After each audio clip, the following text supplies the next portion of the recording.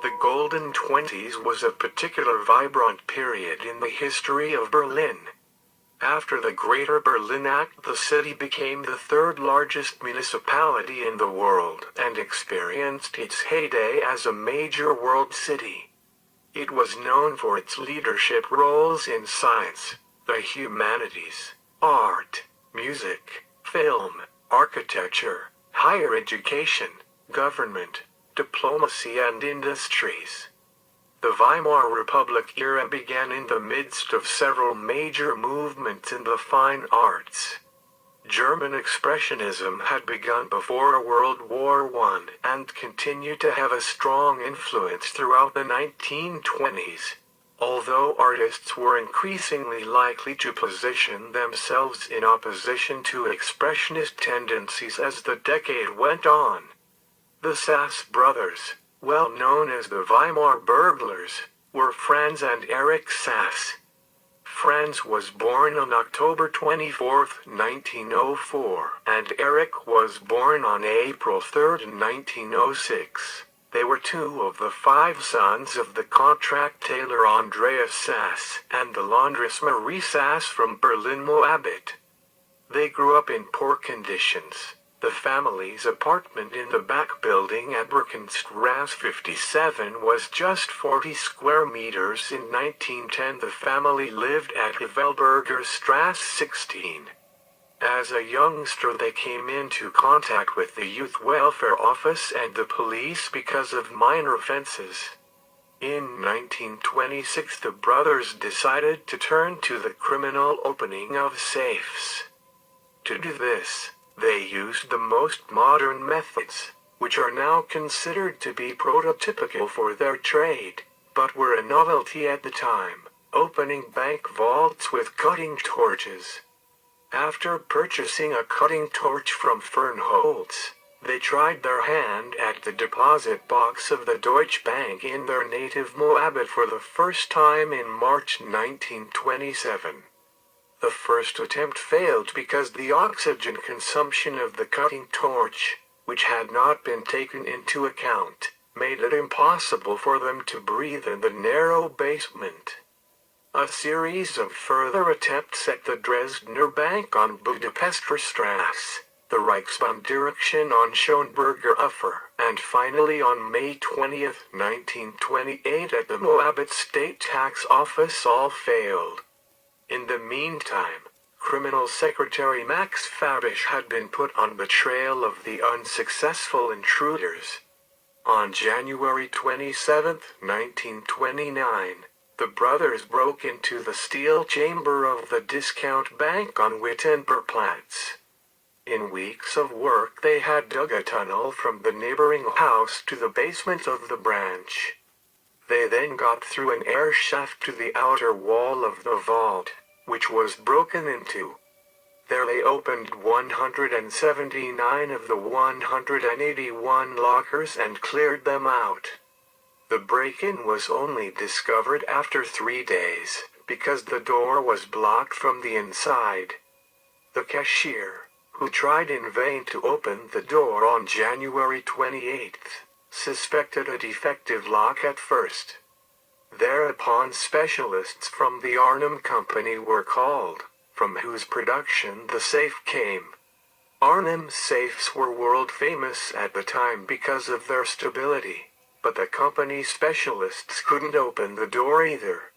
It was not until Wednesday, January 30th, that 2 bricklayers managed to break through the concrete wall. In the chaos of the looted vaults, the bank employees found 2 bottles of wine that had been emptied by the burglars. The damage was estimated at 2 to 2.5 million Reichsmarks. The locker owners did not provide any further details, presumably because many values had been hidden from the tax authorities. Detective Secretary Fabisch was familiar with the way the break-in was made, so the brothers were observed, their Moabit apartment searched and finally both arrested. Shortly afterwards, on April 6, 1929, they had to be released for lack of evidence, whereupon the brothers invited to a press conference in the luxury restaurant Lutterdamp, Wagner on Gendarmenmarkt, where they could tell the journalists about film offers that had already been received. They did not hesitate to openly display their wealth. In addition to this openly shown chutzpah, the fact that they put banknotes into the mailboxes of needy Moabites in Robin Hood fashion also contributed to their fame. Until 1932 nothing could be proven against them in court. When the National Socialists came to power in January 1933, the Sasses found it wiser to emigrate to Denmark. The Copenhagen police recorded soon after a series of break-ins and cracked vaults. In 1934, Detective Assistant Christian Jering, also known as Christian the Irritable, found evidence of burglaries and hidden foreign exchange during a search of her hotel room. For this they were sentenced to 4 years in prison in Denmark, which they had to serve until 1938. After their release from prison, Franz and Eric were immediately extradited to Germany. In the meantime, Fabish, informed by Jering, had discovered evidence of previous break-ins, but not of the one in the discount bank, in a thorough search of the Moabit apartment, in which this time the floorboards were also torn open. After 2 years of pre-trial detention, they were convicted of aggravated theft and foreign currency offenses committed jointly. Franz Sass spent 13 years. Eric Sass spent 11 years in prison. Despite severe torture, neither of them had disclosed the hiding place of the discount bank robbery. On March 27, 1940, they were transferred to Sachsenhausen concentration camp. Sachsenhausen camp was a labor camp outfitted with several subcamps, a gas chamber, and a medical experimentation area. Prisoners were treated inhumanely, fed sparingly, and killed openly. The camp was established in 1936. It was located 35 kilometers north of Berlin, which gave it a primary position among the German concentration camps.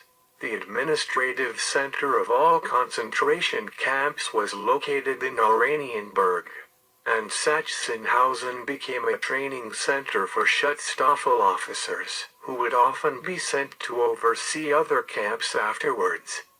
Initially, the camp was used to perfect the most efficient and effective execution method for use in the death camps. Given this, executions obviously took place at Sachsenhausen, especially of Soviet prisoners of war. During the earlier stages of the camp's existence, the executions were done by placing the prisoners in a small room, often even with music playing, called the Genexusbarak, and told they were to have their height and weight measured but were instead shot in the back of the neck through a sliding door located behind the neck. This was found to be far too time-consuming, so they then trialed a trench, killing either by shooting or by hanging. While this more easily enabled group executions, it created too much initial panic among the prisoners, making them harder to control. Then small-scale trials of what would go on to become the large-scale death camp gas chambers were designed and carried out. These trials showed the authorities that this method facilitated the means to murder the largest number of prisoners, without excessive initial panic. So by September 1941, when they were conducting the first trials of this method at Auschwitz, Sachsenhausen had already been the scene of some gassings in conjunction with the development of gas vans. The prisoners were also used as a workforce, with a large task force of prisoners from the camp sent to work in the nearby brickworks to meet Albert Speer's vision of rebuilding Berlin. On the 28th of March 1940, Nazi press reported that the Sass brothers had been shot in the face of resistance. In their death certificate, however, it was quite openly shot at the orders of the Führer. On the 27th of March 1940, the notorious scofflaw thieves the Sass brothers, from the Weimar Germany era, were extrajudicially executed by the Nazis at the Sachsenhausen concentration camp. Thank you for watching Death Row.